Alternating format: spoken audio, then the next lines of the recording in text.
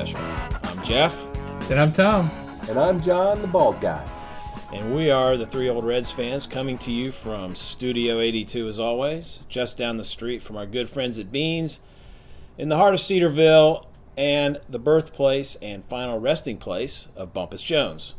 If you've noticed, in addition to Bumpus, there's one guy on this show who is always in Cedarville, and that's me. Tom is back from a week-long rehab stint of doing nothing at the lake in Tennessee. And now Kim has been optioned to a minor league outpost somewhere in South Kakalaki right now. But that's okay because our good friend John Helmick is pinch hitting again, batting third this week instead of second. So in the RBI spot? Yes. Yes, in the RBI spot. I'm back from the lake. A little lake water is good for my pitching arm. Is it? All right, good. Well, feeling good. Batting second, can you get on base? I don't need to because I pitch. Okay, that's right. Well, you did. Because we don't win a DH. Yeah, we do. We want a DH. No. So, yeah, okay. We'll get on Looking that. rather svelte in your new tan, too. Yeah. So how was vacation? It was very relaxing. Good. But no Reds on TV or. You didn't miss a lot. Yeah, Sorry, you're right. Sorry to say. 2-8, right? 2-8 since the All-Star break? Yeah, you didn't miss a lot.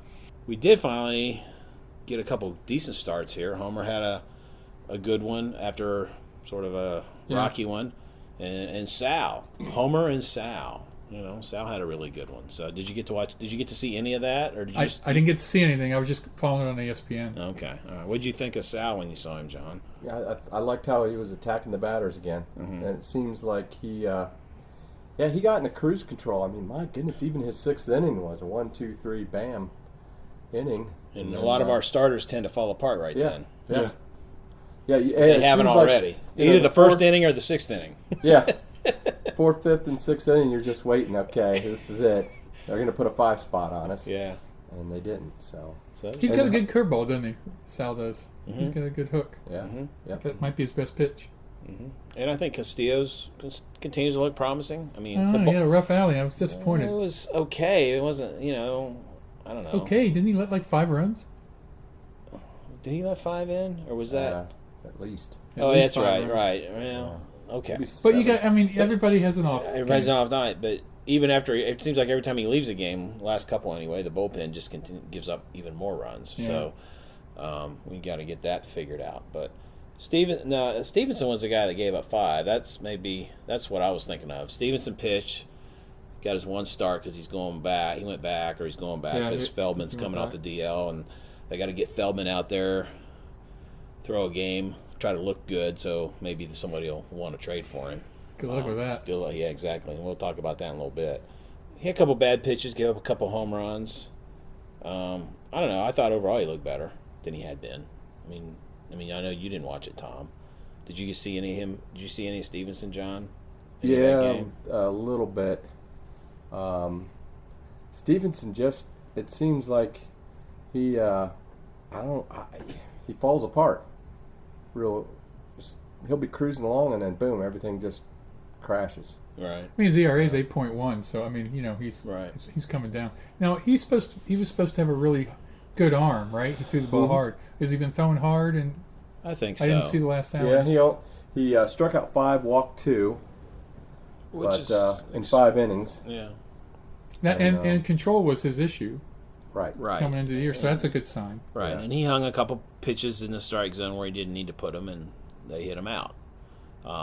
It's almost like he's in the major leagues. It is. It's almost like he's in the major leagues. That's what happens. But you start off in the first inning and you give up a 2-run shot.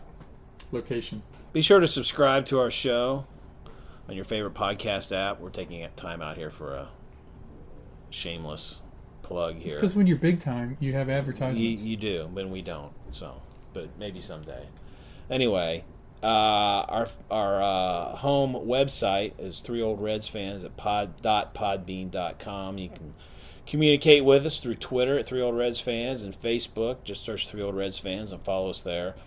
You can also go to our Podbean site that I mentioned, which is 3oldredsfans.podbean.com, and become a patron if you'd like, or get there through our Twitter and Facebook pages. We've got some goals of upgrading technology so we can do some on-location shows. John and I were talking about that before you got here. It'd be great to be sitting outside the ballpark someday. I would love to do that. Or would you say, go the Holy Grail or something, and Yeah. do one from there. It'd be kind of fun to do something like that someday. So we do some on-location stuff, maybe have phone guests, do some live video with it. It'd be fun to do all that. Anyway, we've got 6 possible levels of support beginning at $1 a month, and some rewards at each level, and those are all listed on that site. Tells you kind of what you get to do, anywhere from getting mentioned on our show to maybe being a guest someday. How exciting would that be? So I know John. It's every Reds fan's dream. Every Reds fan's dream is to be on this podcast. Absolutely. Is that what you're hearing? Is that what you hear on the streets? I hear it all the time. I was giddy like a little second grader last night when I got that text. Kim's not here. That's right. He was ready to roll. That's right. Ready to roll. He's just like Scooter. He just steps right in wherever. Yes. Whatever position we put John in, he just performs. You're our Scooter. Yes. All right. We'll start calling him Scooter Helmick. Scooter. Oh my. Well, we talked about doing sort of this I'm the GM, okay? So, what do I say, Tom, that we trade these days? The wise, all-knowing Jeff Gilbert always says, you don't trade players, you trade contracts. That's right. Yeah. It's very wise, and it's very true. Contract statuses, and to be almost more precise, sometimes it's he's going to be a free agent. We got to do something, right? So I think it's tough for the Reds because Cozart's really is kind of the biggest name they have in this contract status area of like trading contracts. And Zach Cozart, for all he's done this year, he's not exactly a superstar. So he's an all-star. He was an all-star this year, but he's still fairly young. Yeah. Every championship team is strong up the middle. You got to have a good shortstop. Right. What are you thinking about trades, Tom? What do you think they could do? Maybe not specific this guy for that guy, but things they could possibly. Okay, so first of all, if I take a step back and say I'm GM, what would I do? After looking, I did some research. Oh. Not quite what Jeff Gilbert does. Oh, well. I did some research on what's out there to trade. So I looked at teams that are in the running that have a need for certain positions. Like the Rockies could use relievers. The Nats are last in the league in relief pitching. Made it a little trade last week, but still could be need it. Interesting. The Yankees, they were talking about needing a third baseman and things like that. And seeing what's out there. They picked Frazier up. Well, they picked up Frazier, right? And so seeing what's out there available, I feel like if I'm a GM, the thing I'm looking for more than anything else is starting pitching. I mean, that's the big gap. Agreed. And so whatever I have to give up, I want a good starter, whether it's a top prospect from the minors or, someone who's a young guy. And it's just not out there. I mean, the guy like Verlander has been talked about in a lot of trade talks. He's got like a $29 million contract coming up in the next 2 years. The Reds aren't going to pick that up. So if I was GM for a day, based on what's out there, I think I would do nothing. I think I'd stick with what I have and keep developing my young pitchers.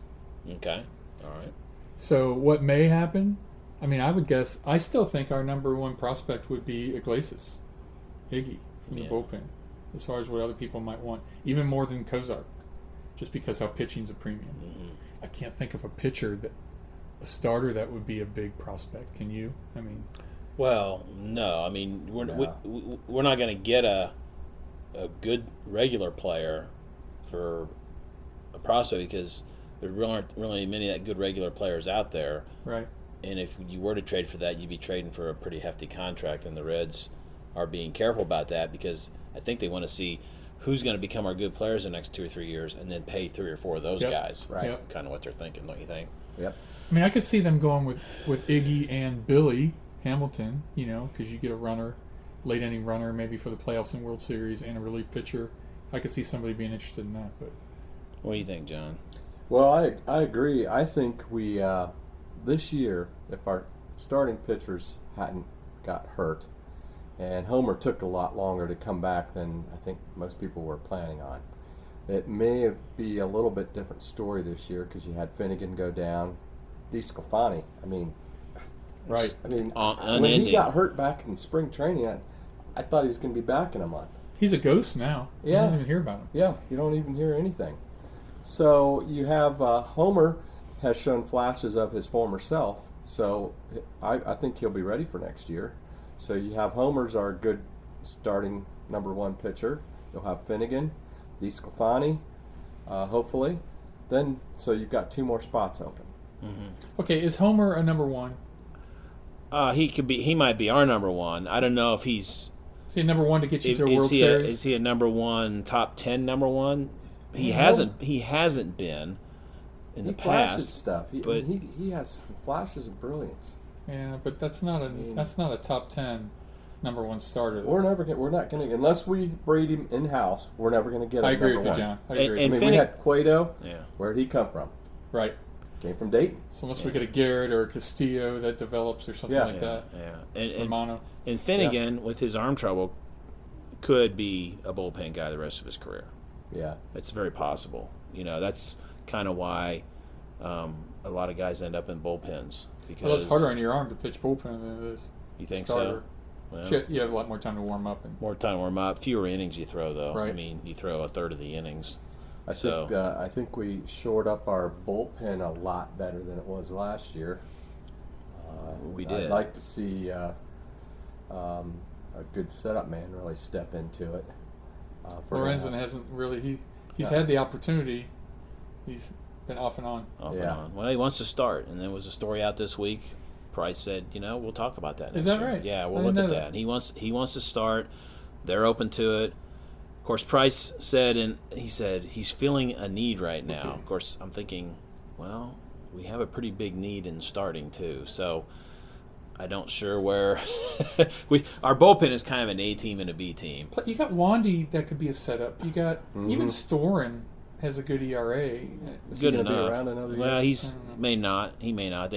That's a guy whether or not you choose to re-sign.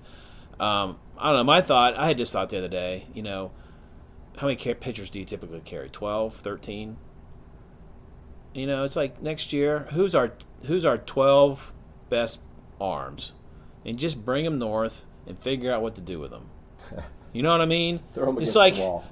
You can't really do that, well, though, but Jeff. to some degree, it's kind of like we groom this guy as a starter, and he can only be a starter when he comes up. We got to have him ready to be a starter in the majors when he gets there. Versus, it used to be guys were in the bullpen a lot of times for a couple years before they really matured into a starter in the majors. That's what's really disappointing. Nobody anymore. does that anymore. Yeah. I mean, why? I'm not sure why. Are we doing it the best way now? I don't know. That's what's really disappointing, and you wish you'd have some starters down in Louisville that can come up here. They're ready to start and go. You had Garrett, you had Stevenson, you have Castillo. He came out from Double A, and he's been pretty good. Who's the other Maybe one? Maybe we just need to skip Triple A and come from Double A. And there's one more. Well, Romano. Romano. There's one more that we got in the trade for Cueto. 4-letter last name. Kim knows him. Kim, can you remember? This isn't a call-in show, John. Oh, well, there was Lamb, but he's gone. Or Cody Reed. Cody Reed. Cody Yeah. Reed's who you're talking about. And none of them have stepped up. We thought Garrett started off really nicely, and you thought, But is it just impossible? How many guys do you see that come up from the minors and immediately are everyday starter? I mean, Mike Leake was. Yeah. He didn't go to start And the minors. Travis Wood.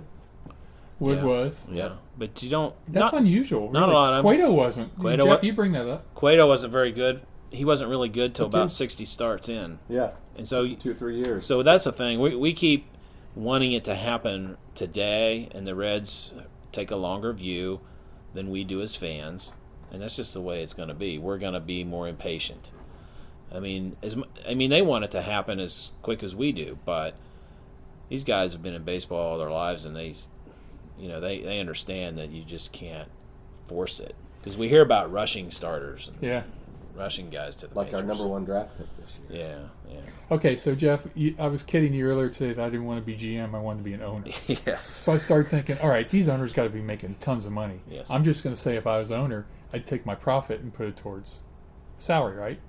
Well, guess what? I looked up the Reds. Last year, they made $229 million $299 million in revenues. And I thought, how much was their profit? It's only $15 million. That was their profit. So what's that buy you? Well, if they took the only profit they made and put it towards salary, That's not going to get you a number 2 starter. 2 or 3 starter, right? Yeah. So really, the Reds just don't have the cash. No. I mean, what are you going to do when you're only making $15 million at the end of the year? That's a good point. Well, I will. As far as the trade thing, Well, they need to probably listen to this podcast. well, that's true. That would actually be a big yeah, step. Yeah, if everybody would just listen to us, solve all their problems. If it was me, I'd be looking certainly for pitching prospects, anything I could get. As always, I would even be thinking about a potential leadoff guy, even if he's in single A, who I think would have a good OBP. Who would you trade for that? And could, well, I'm getting there, but who could hit 270, of course, keep Kim happy. Hit 270, that's Kim's benchmark. Play center field, second base, or shortstop. Okay, those are sort of 3 positions. Maybe we don't know what the future is, because Billy, and I love Billy a lot of things about Billy, but the guy's a roller coaster. I mean, he's hitting great since the break, but he had 6 weeks where he was just non-existent, right? Well, chances are August will be like that, right? That's and how if he August rolls. is like that, So has he made any strides this year over last year? He is hitting better than last year. it's hard to, to me, let's get to the end of the year and see what the numbers are. Because as soon as you say, yeah, he's looking better, then all of a sudden he starts popping up. And Still, the amazing thing to me, he does not bunt. He doesn't bunt very much. No. And he doesn't hit the ball on the ground very much. No. Remember how those guys, who was it, Omar Marino and Well, some of those other guys, used to slap the ball on the ground? Yeah. You don't see him do that. No. And that's amazing to me with a guy of his skills to do that. Maybe, I don't know, I mean, maybe he tried and it just hasn't panned out. Who knows? Yeah. But, what would be the next step for next year? You talk about pitchers taking 2 or 3 years. right. This is, what, his 3rd year as a starter? Second. Is it 2nd? Is Well, it a second? I think it's full. more of a second total full year. I think more of a Yeah. 3rd year, really playing a lot. Yeah. I mean, I don't know. You don't, when you're watching on TV, you don't get to see all the time. I assume the third baseman's playing in all the time, Which on is him. more of a reason to try and slap it down that. or Yeah. slap it past him. It's more of a hole. But they try. They do. I'm sure they're playing to take away the bunt to discourage it. Yeah. Of course, I don't like bunting, sacrifice bunting anyway. I think that's a waste of time. You slap but- that ball, that shortstop, but- that deep shortstop, he's going to beat that ball out. right. Hey, even if he's batting left-handed, and he punches it right down the first baseline, he's going to beat 90% of those out. Well, I'm sure he works If it's- on it. If it's a good bunt. You would think he would work on it. Somebody mentioned the other day they were playing. I think they were playing in on him, and somebody said reminded them of Pete Rose against Mickey Rivers in the '76 series, because Mickey Rivers was a bunter. He would get on base that way, and Pete played in and just completely took it away from him. So I don't know how much of that happens. You're watching on TV. Can't tell on you can't TV. see because they don't show you all that stuff. I wish they would split the screen or do a wide shot and then come in, or at least the announcers at least tell you what's going on. They're too much talking about everything else in the world. Tom Brenneman's always talking about everything but the ball game, it seems like. So just tell me what's going on in the field that I can't see. I would appreciate that. So Yeah. note to Tom. Cozart, the Red Sox are looking for a third baseman. They've had a disaster at third base. Now they just called up. I was looking at this today. They just called up their number 1 prospect, a 20-year-old kid. I saw that. Rafael Devers just called him up. And so there was some suggestions out there that maybe the Red Sox are scouting Cozart. Maybe they'd get creative, bring him in, play him at third base the rest of the year, and then see what happens. Is it a week till the trade deadline? Yeah, a week from now, 4 o'clock next Monday. Yeah. So they're not really gonna. If they would do that, they wouldn't be giving their prospect much of a chance. Unless they're going to see him for a few days and see what happens for a few days, and then maybe make the trade. I mean, that's the non-waiver trade deadline. You can trade That's right. Yeah. after that, but Cozart's not a guy probably going to get through waivers. So people like Verlander probably would because of his big contract. Some other pitchers might, but probably not him. So that's a possibility. I would, you know what? I'd go to any contender and offer him Feldman for anything. I'd get whatever. I'd take cash for that guy. And Adelman, throw them both in. Yeah, Feldman and Adelman. Feldman's probably the guy that might get a little more interest because he's more experienced. Yeah. But I would. I mean, they're not part of the long-term future. If you get anything for those guys, especially Feldman because he's a free agent, he signed a 1-year deal. I agree. So he can go That's after a good this call. year. That's a good call. I'd take John for him. Yes. That's what I would do. I think I mean- John's worth more than Feldman. All right, Kim. He's not here to defend himself. But you know what I'm saying? I'd take anything for that guy. I really would. I mean, why not? I mean, what do you got to lose? Put somebody else in there. I'd be, a guy like Shebler. I know this is gonna probably hard to believe, but if I could get a leadoff prospect, regardless of position, and a team that might looking for a little corner outfield power, I'd consider that. Put Winker in right. Get somebody else to take Billy's place next year. Marlins are going to have a fire sale. We could get D. What's his face? Stanton. D. Who's their leadoff batter? Oh, D. Gordon. D. Gordon. Yeah. Is he on a DL or? No, he's playing this past weekend. Okay. Yeah, he's playing second base. Yeah. For the Marlins. So I think the off season there could be some definite stuff happen, but we'll see. So that's just what I was thinking, And then my fantasy deal, because you gotta think of that. So my fantasy deal is Shebler, Hamilton, Iglesias, and Molly for Aaron Judge. What do you think? I love it. You love it. I don't think it'll happen. 80 something home runs tells hitting me in our ballpark. He would, and a player to be named. Aaron Judge and a player to be named. All right, just kidding. Todd Frazier. Todd Frazier. Todd Frazier, the player to be named. Yeah. That's right. Okay. Any other thoughts on that? So we've done our GM for the day, and as everything I was looking, everybody's like, it's all quiet, pretty quiet on the Reds trade front. Well, but they've surprised us a couple times out of the blue with some stuff, so that could happen. It's funny today. I looked up trade rumors. How they have all these guys speculating. Mm-hmm. There wasn't one Red mentioned in any of the trade rumors. The only thing I saw that I came across was the Cozart thing about the Red Sox are scouting him, and maybe they would get creative and think about putting him at third base. I mean, are they really going to bank the rest of the season on a 20-year-old? He's the number one prospect in their system, And they've got like 3 shortstops in their top 10 prospect. Well, we take him and maybe trade him up for him and a pitcher. Yeah. That wouldn't be bad. It wouldn't be bad. All right. So our throwback player this week, it's my turn. Okay. Did you look and see who it was? No. You didn't look at my screen? Okay. He's born in Mississippi. The Cowboy. Yep. No. That would have been my first one. I got you on that. He was the first professional athlete to earn an average of $1 million per year, having signed a 5-year, $5 million contract in January of 1979. He was not a Red at the time. Okay. The first athlete to be paid $1 million a year. To have an average contract for $1 million a year. In 79. In 79. He did not play he played in the National League, but he was not a Red yet. He played for the Reds for 4 seasons. I'm gonna. You got a guess yet? No, actually, now that I think who I was going to guess, he's from Cincinnati. I was going to guess Parker, but that's correct. He's born in Mississippi. Yeah, Dave Parker. But he went to Cincinnati. Quarter Tech High School in Cincinnati. Yeah, which is not in existence anymore. I think it evolved or morphed into like Cincinnati State Tech or something, or Cincinnati Tech and Cincinnati State. I tried to look it up online today, and I sort of got this look, and I didn't take time to really dig deep, but it looked like it's morphed into that. He won the MVP in 79? He won. Pirates won the World Series. They won the World Series. I think he won it a couple years before that. It might be here in my notes. I may not have the year. He was, by the way, he was at the Pete Rose statue dedication. Yeah. Dave Parker, I picked Dave Parker because I love Dave Parker as a Red, but I always liked Dave Parker growing up.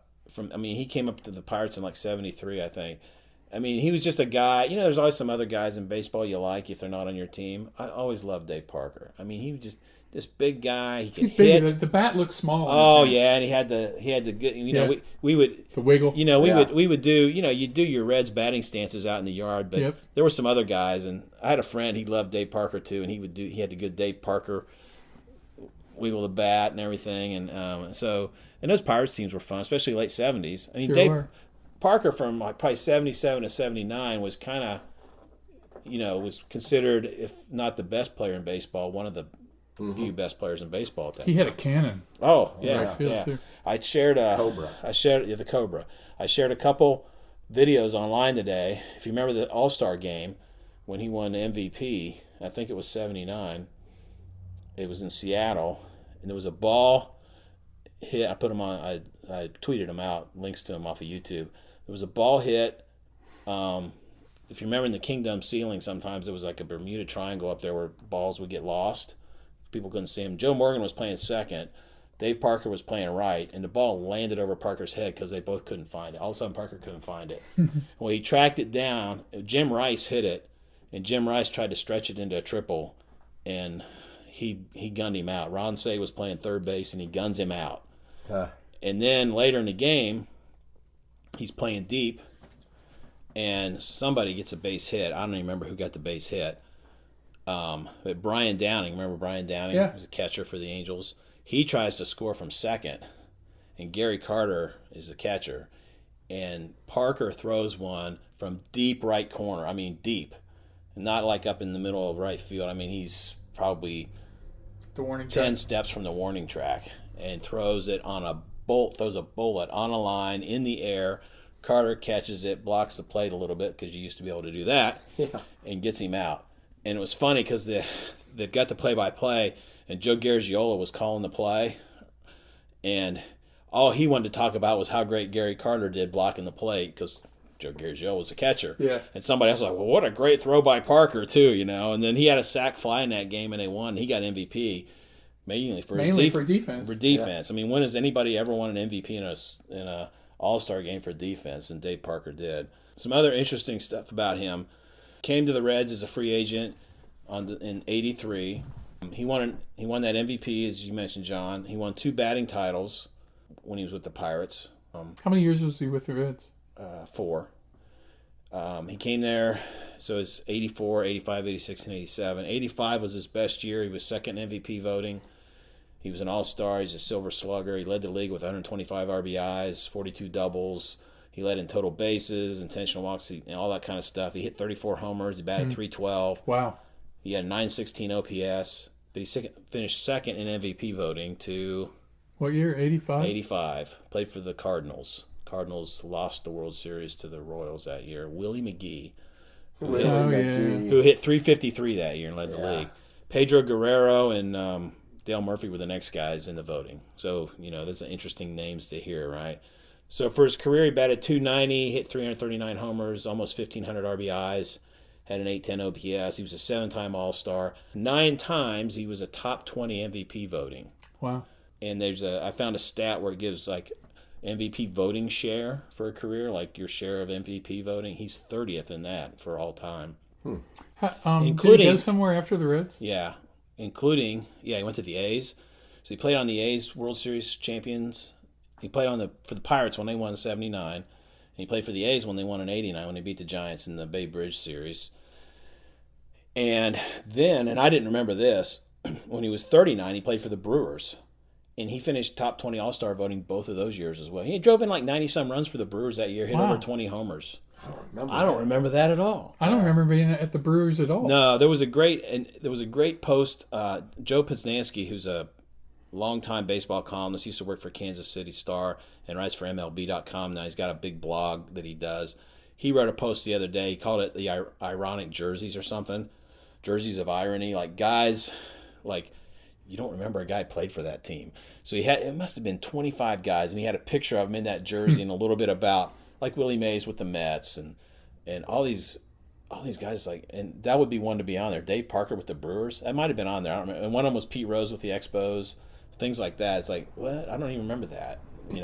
We do about Rose because that's where he came from. But so it's really interesting. I've always thought Parker was like, that's a guy I'd probably vote for. If I had a Hall of Fame vote, I think I'd vote for Dave Parker every year. Mm-hmm. I mean, when you start looking at some of this stuff, it's like he's not Stan Musial and Johnny Bench and Pete Rose and Ken Griffey Jr., but the guy was one of the best players in the baseball. Or a big guy to hit for average. Like he did. Yeah. Now, you say he's only with the Reds 4 years? Yeah. Isn't he in the Hall of Fame? Reds Hall of Fame. Yeah. Wow. 4 seasons. Well, he had amazing 4 seasons. He had amazing 4 seasons, really did. Exactly. So, three Silver Sluggers, 3 Gold Gloves. He was at All-Star MVP.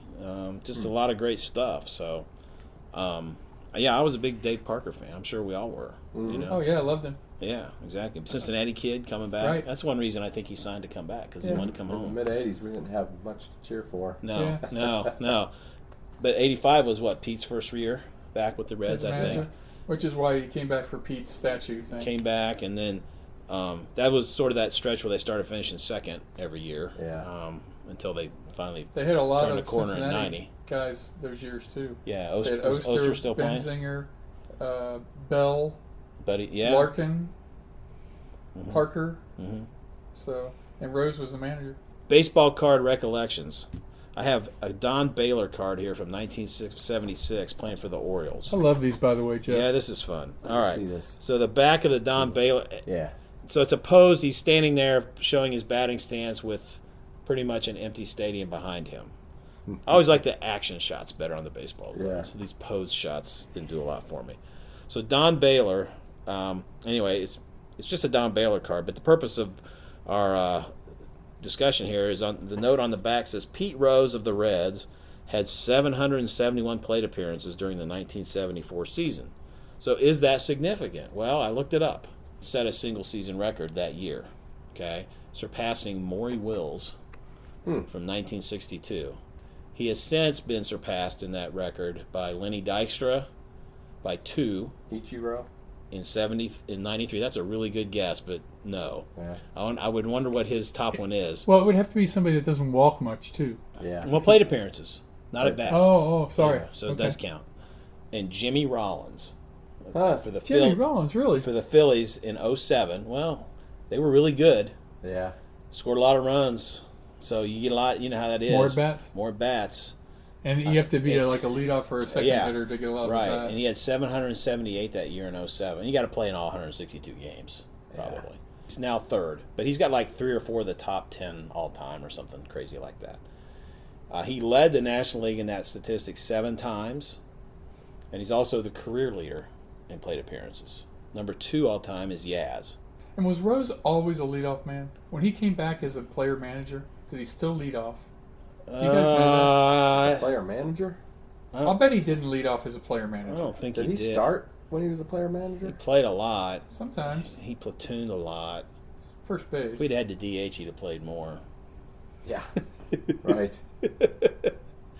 I don't know, and I don't know that he was lead off For the Expos? in his early Phillies. career, like in the '60s, because I don't even. I mean, He was lead off for the Phillies. yeah, I think he batted lead off for the Phillies when they won the World Series. Yeah. yeah, Him and Morgan and Perez Yeah. were all there, right? yeah, and Schmidt. That's a pretty good 1 through 4. Michael Jack, Yeah, as Marty would say. yes. Of course, Pete was also career leader in at bats. Number 2 is Hank Aaron, career leader in games. Number 2 is Yaz, and of course, career leader in hits, as we all know. And number 2 being Ty Cobb. You look that up and you start digging in and you start finding some really interesting other stuff. Who would have guessed Jimmy Rollins had that record? Yeah. You could have sat here and guessed No for way. hours Never would have and guessed never that. come up with that one. The thing Yeah. about Pete Rose is he played the game with reckless abandon, too. Oh yeah, Head first and everything. So you think he would have got himself injured. did he go on the DL? Very rarely. I don't Very remember him rarely. being on the DL. He Yeah. probably was, but I don't remember it. Well, our second card is a guy, Skip Lockwood, who was a pitcher for the Mets. me see Okay, that and I guy. think I only really know who Skip Lockwood is because I have his baseball card and I've Yeah. seen it a million times. Yeah, I didn't know. I don't know if I really remember. Kim would probably remember him more. Yeah, he 'cause- remembers 'cause- the game he pitched and they won. Yeah, Right. some game he went to at Shea back Yeah. in those days. This was actually his second year with the Mets. He had pitched for the Seattle Pilots, The Seattle Pilots. which became the Milwaukee Brewers the next year. So he would have been like teammates with probably Jim Bouton, who pitched for them, and then the Angels a year. Anyway, so the thing on the back of this card is Christy Mathewson hurled 3 shutouts in the 1905 World Series. It's amazing. Okay, nobody does that kind of thing. What was he the big train? What was his That's Walter Johnson. What was this guy's? He I didn't don't have know one. if he had one. Okay. He was known as a gentleman and a great guy, and all this kind of stuff. I think he was the Reds. He was Reds manager briefly at one time. Maybe pitched like one game because he was the manager and they needed a starter or something. I've looked something up on that. Wrote something up about that somewhere one time long ago. I don't remember the details. But the thing is, the 1905 World Series. He pitched for the Giants, and they beat the Philadelphia A's, not the Phillies, the Philadelphia Athletics, in 5 games. Okay, so he won games 1, 3, and 5.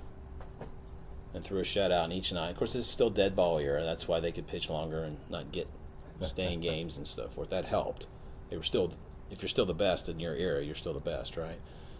The other two winning pitchers in that World Series were also Hall of Famers. So all 5 games won that World Series were won by Hall of Famers. Game 2, the A's won Game 2. The winning pitcher in that game was Chief Bender. Never heard of him. Never heard of him. He was American Indian. No kidding. And he grew up Brilliant. in Minnesota. Ended up at that Carlisle school, same place Jim Thorpe went through really? later. Yeah, yeah, it was pretty interesting stuff. Dealt with racism his whole career, because of that. And so, in Game 5 for the Giants was won by a guy named Joe McGinnity, who you may have never heard of. He's another Hall of Famer, and he beat Bender in that game. He's a Hall of Famer? Yeah, all Yeah, three. because all of these guys are. All 3 of these guys. Those 2 guys. McGinnity and Bender they both won like 250, 60 games in their career, and Mathewson won over 300, I think. He's a bigger name historically than the other guys. And all 5 games in that World Series were shutouts, so the A's only scored 3 runs in the whole series. 2 of Mathewson's wins were over another guy named Eddie Plank, who's also a Hall of Famer. Was Wow. part of that, because from after this, there was kind of the A's had under Connie Mack had kind of a dynasty, won a bunch of World Series and went all the time, won a lot of National League pennants, and Eddie Plank was one of his key starters through all that time. So there's only one. So there's only one starter in those 5 games that was not a Hall of Famer. Wow. So And you know why interesting. no one got on base?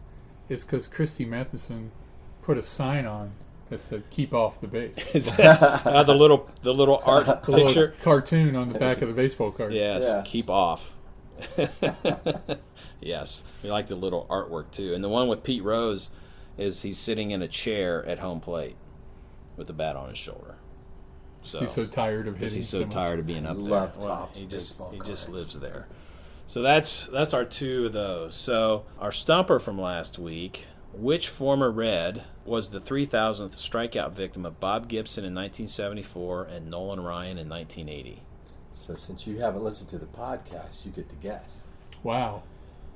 Yeah. Did you answer this last week already? Well, we did after the show. Oh, after the we show talked was about over. it because Kim actually got it based on the second one. He didn't know about the first one, but the second one kind of like, okay, So Bob I remember. Gibson had to be in the 70s, I would guess. 74 And then Nolan Ryan had was to be 1980. Yeah, and I was going to So- say early 80s. So yeah, well, so I've got I mentioned the years. So So 74 and 80. They were both of those, so it had to be somebody that did. How about Johnny Bench? No, but you're in the right list of players. Perez. No, well, Perez wasn't with the Reds in 80. I don't think he moved. No, they traded him away. Yeah, he didn't come back, did he? Pete Rose. No, he was with the Phillies in 80. Oh, yeah. 85, he came back. Yeah. I give up. Outfielder.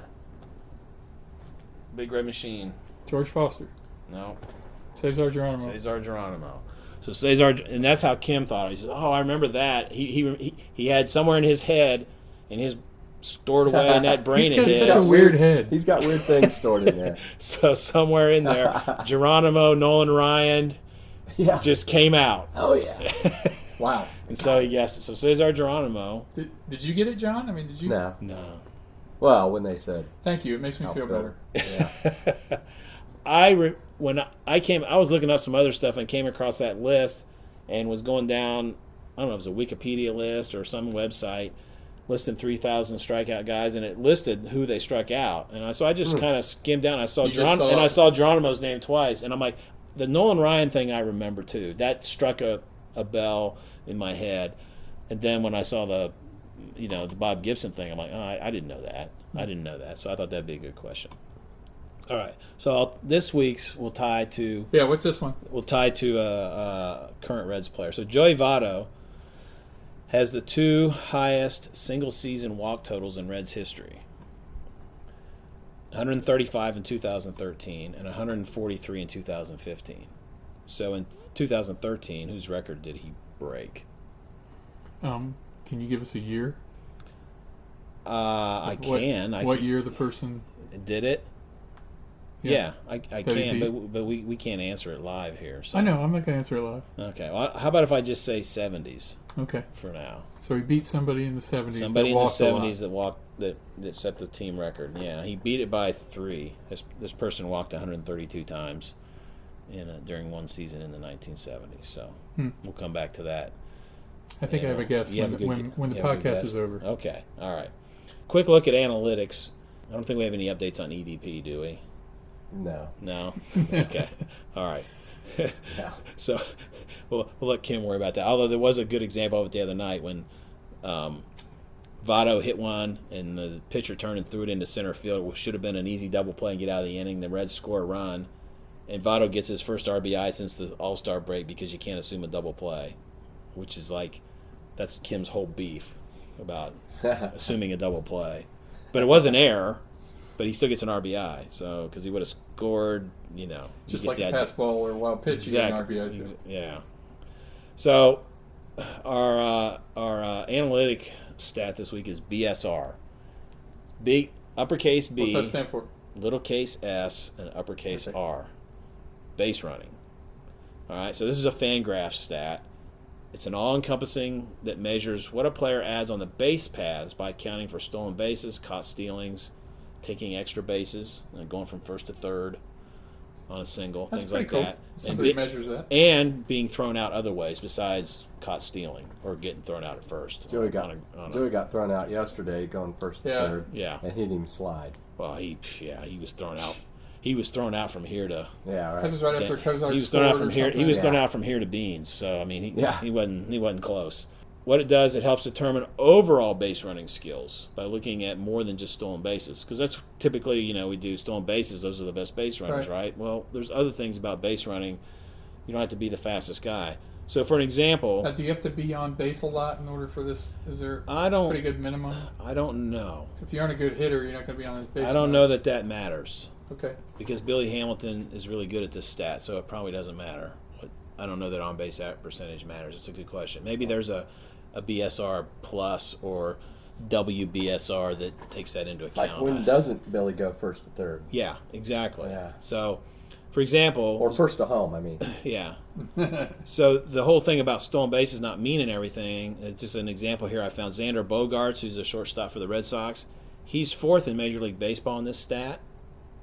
He's only stolen 9 bases, which is 30th, tied for 30th in the majors. But he's 4th in this stat, so he's really good at some of these other things. He's 9 for 9. He probably hasn't been caught, maybe once. He probably takes the extra base a lot, so forth. So the formula is pretty simple. There's no parentheses and all that. But it's other formulas. It's WSB, which is another weighted stolen base thing. There's 3 other base running stats that you add together to get this. And I'm not going to go into all that. You can look it up on Fangraphs if you really want to know. So the rules of thumb for this, if your rating is 8 or better, you're considered excellent base runner. If you're between 6 and 8, you're great. If you're between 2 and 6, you're above average. If you're 0 to 2, you're average. And then -2 is below average, -4 is poor, and -6 is awful. Okay? So Billy leads the majors at 8.8. Wow. So he's an excellent base runner, which is not really a newsflash to anybody, but it shows that his base stealing is a big deal in this stat, but he does other stuff well too, right? We've seen him score on those. It should translate to runs scored too, you would think. It might be part of it. It has to do with double plays too, not grounded into double plays. That's another part of it. Who's number 2? Mookie Betts at 6.3. So Big Billy's the only one in the excellent category in all of Major League Baseball so far this year. There's 3 in that second category. Next one's Mookie Betts, and Bogaerts was 4th. I said, and I can't remember who was 3. I don't have that written down here. Peraza is 12th at 4.3, which is above average, and he has 15 stolen bases. The third best Red is Duvall at 33rd at 2.4 with only 5 stolen bases. So they're the only plus guys on the team. I would have expected Votto to be a plus guy. Nah. I know he gets thrown out sometimes, but he takes chances. Yeah, he doesn't steal though. No. So that's not gonna that's not gonna help him. So Anyway, so I thought we'd give Billy Hamilton a little love this week. We sort of ripped on him last week because we talked about the other Billy Hamilton in baseball history, who's a Hall of Famer from the early days, and how good a base stealer and hitter that guy was. And so we kind of took a couple shots at Billy last week. So the donkey, what'd you think of the name? You know, I can appreciate Zach being a father and wanting to name it something his son would like, but come on. No. His son's so young, he's not even going to remember. That's right. Donald. Gotta give it to Donald. the fans. Donald. Donald Donkey. I mean, Donald Duck works, not Donald Donkey. And did you see it's like a white donkey? Huh. It's like very, very light white. Not even need gray? It didn't look like it, so I thought that was very strange. I don't know. Well, Yeah, I was a little disappointed with that. Yeah, okay. Well, add that to the list of disappointments this year. Okay. So tonight we're in Cleveland. Then we go to the Brewers, the Mets, and the Cardinals. No, wait, we go to the Yankees. Yankees. I thought it was the Mets. Yankees are next. Oh, was it the Yankees? Straight from Cleveland to the Yankees. Okay, my bad. I saw New York. Makeup game I tonight. saw New York and was thinking Mets. I stand corrected then. So it'll be, you know, Zach against Aaron Judge. Wow. I think I should tag team Zach and Joey against Aaron Judge. Or actually, just, you know, doesn't Judge play center field Right field. or right field? Shebs. Let's see. Okay, that's what we'll talk about next time. Who has the better Who has series? the better series? Shebs or Aaron Judge? Well, Shebs has not been Now, hitting it all lately. He's due to You making turn, excuses he's for him due, already? he's due to turn it on. has So Judge I- hit any bombs since the home run derby? Yeah, he has. Yeah, Has he hit a one and something the other 476. night. Yeah, Something. Yeah. yeah. Well, against our pitching staff, It could be. if Well, if we're not locating Although our it's in- fastballs against the Yankees, It's in Yankee Stadium, though. That'll help. I saw a stat yesterday's game. Guys have hit the most 400-plus foot home runs this year. Aaron Judge was 18, had 18 of them. Joey Votto has 17. Are you kidding me? Yeah. Wow. Yep. Joey, he just hadn't hit any since the break. So we got to get him rolling again. They asked Price about that the other night. He says, I'm pretty sure in a few days we'll be talking about Joey Votto like we were talking about him in the He's first right. half. So don't worry. You know, you can go talk to the batting coaches if you want to know what's going on with Joey, but I'm not worried. Okay, so Adelman pitches tonight Yeah. against the Actually, Adelman has a better record than the Indians pitcher. Did you see that there? 5-7 versus 6-9. And the ERA. And the ER is even better, which is really the key more Yes. than the record. but I don't trust Adelman as far as I could throw him. He'll give you 5 innings. Take him out after can you 5. throw him very far? Not very far. Appreciate you being here, John. Pinch hitting again. Yes, sir. And It's always a pleasure. Way to pick up the RBIs. It's exactly right. Exactly right. So, join us next time. The non-waiver trade deadline will have passed when we meet again. If we do this again on the next Monday night, because that deadline ends at 4 p.m. on Monday the 31st. Will we have said goodbye to Cozy or anyone else? Will we have new prospects to talk about? Or will the Reds look the same, banking on what they already have to eventually be enough? But whatever happens, at least we'll always have Bumpus. We'll always have Bumpus, and no matter what, we always say, Go Reds. go Reds. Go